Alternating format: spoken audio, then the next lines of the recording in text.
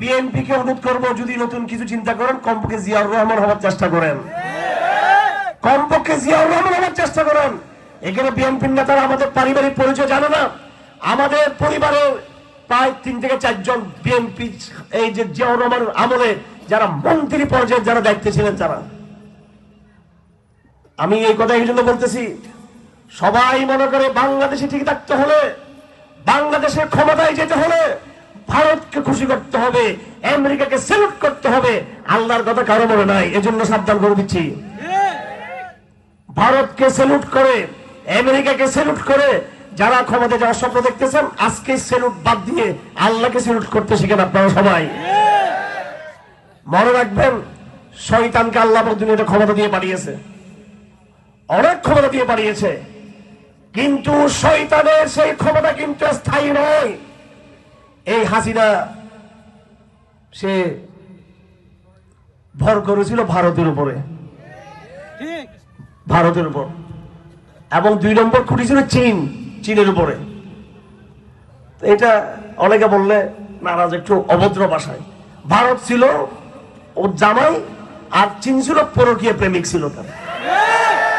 ভারত জামাই গরিব, টাকা দিতে পারে না, বউর খরচ 20,000 টাকা, এখন ভারত দিচ্ছে 5,000 টাকা, 15,000 টাকা নিবে কোথা থেকে?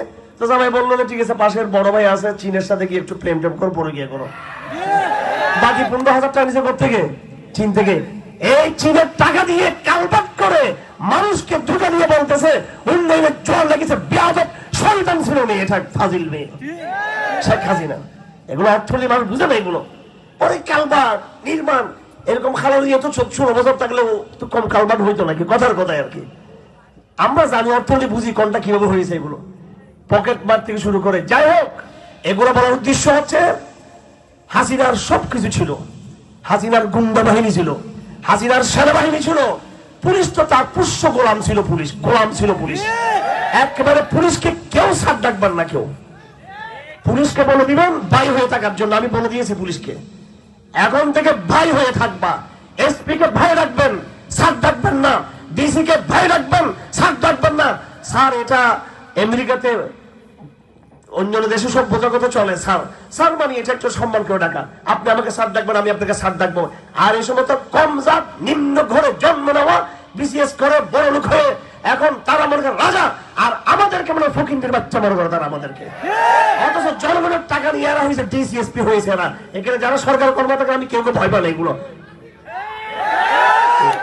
কারো পারমিশন নিয়ে মাহফিল হবে না, আল্লাহর পারমিশন নিয়ে হবে এখানে। এটা ওদের লাভের জন্য বলতেছি। তোমরা নিয়ে জনগণের বাইরে হয়ে থাকলে তোমরা ক্ষমতা থাকবা সবসময়, সম্মান পাবা।